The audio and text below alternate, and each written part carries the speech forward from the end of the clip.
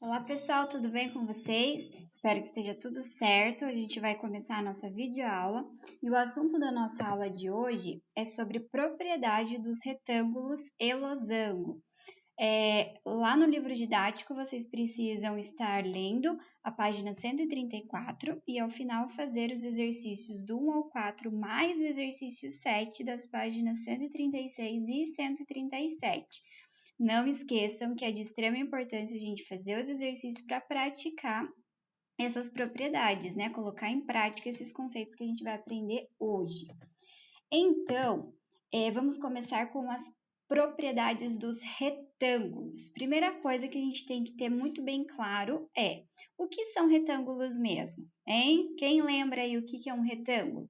Então, um retângulo é um quadrilátero que possui dois pares de lados paralelos e 4 ângulos iguais, né, de 90 graus. Essa é a definição de retângulo. E qual é a propriedade, então, que nós vamos ver hoje sobre os retângulos?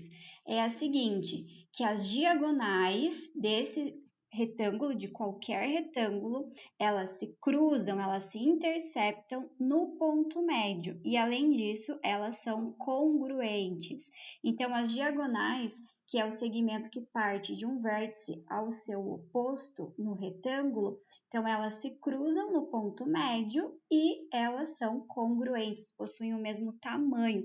Então, observem que se em uma situação, um exemplo, diz para nós que o segmento que parte do encontro das diagonais até o vértice mede 5 centímetros. Qual é o valor da diagonal desse retângulo?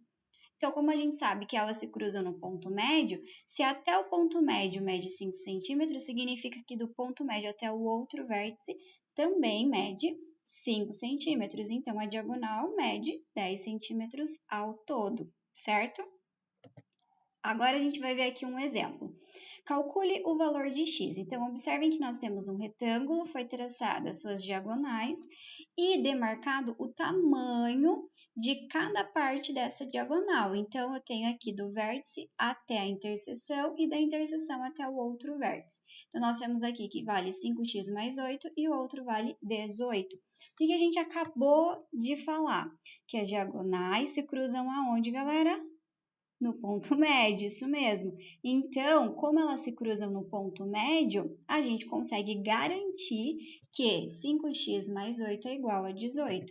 Então, a resolução como fica? 5x mais 8 é igual a 18 e assim, resolvendo essa equação, nós temos que 5x é igual a 18 menos 8, ou seja, 5x é igual a 10 e assim o x vale 2, ok? Agora vamos para os losangos, propriedade dos losangos. Então, o que são losangos? Novamente, a gente precisa lembrar o que são. São quadriláteros que possuem lados congruentes. Que mais? Isso, né? Que possuem lados congruentes e ângulos opostos também congruentes. Então, aqui nos losangos, a propriedade que nós temos é que as diagonais desses losangos estão contidas nas bissetrizes dos ângulos internos e, além disso, elas são perpendiculares entre si, além também de se cruzarem no ponto médio. Então, observem aqui que nós temos 3 características muito importantes. Então, lembrando, bissetriz o que é? Nós já conversamos sobre isso. Bissetriz é o segmento que divide um ângulo ao meio, na metade. O que são retas, segmentos perpendiculares? Também já estudamos. Então, perpendicular é quando duas retas formam exatamente 90 graus entre si e se cruzam no ponto médio. Ponto médio é o pontinho que divide um segmento ao meio. Então, as diagonais estão contidas nas bissetrizes, são perpendiculares e se cruzam no ponto médio. Então, aqui nós temos exemplificado, né, o losango com as suas diagonais em branco e aqui elas possuem 90 graus entre elas, aqui é a bissetriz e é o ponto médio. Agora, vamos exemplificar isso com um exercício um pouquinho mais elaborado para que vocês tenham uma base lá na hora de fazer os exercícios do livro. Então, aqui está pedindo qual é a medida dos ângulos internos do triângulo BEC. Uma dica para vocês agora.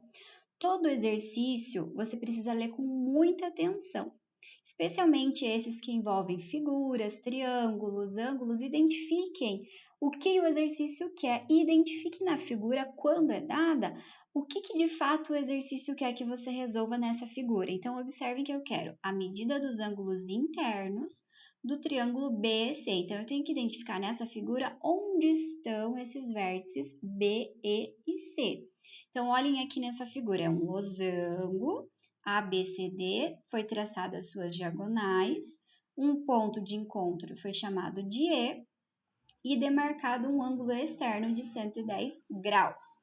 O triângulo BEC é justamente esse triângulo que eu estou passando com o mouse, com a setinha. Então, B, E e C. Então, é esse triângulo dessa parte aqui de baixo, né? Interno a esse losango. Então, vamos à nossa resolução. Primeira coisa importante, ângulo externo mais ângulo interno resulta em quantos graus mesmo, gente? Em 180 graus, isso mesmo, nós já conversamos sobre isso. Então, o ângulo externo, que é o ângulo de fora, mais o ângulo interno, resulta em 180 graus. Então, a gente entende que, ao conhecer esse ângulo externo em B, que é de 110 graus, o ângulo interno B vai medir quanto? 70 graus. O ângulo B, que é do losango, tá? Então, como a gente acabou de ver que as diagonais de um losango se interceptam no seu ponto médio, fazem 90 graus entre si e são bissetris também dos ângulos internos, então, se esse ângulo do losango mede 70 graus, significa que, ao traçar a diagonal, nós temos dois ângulos de 35 graus.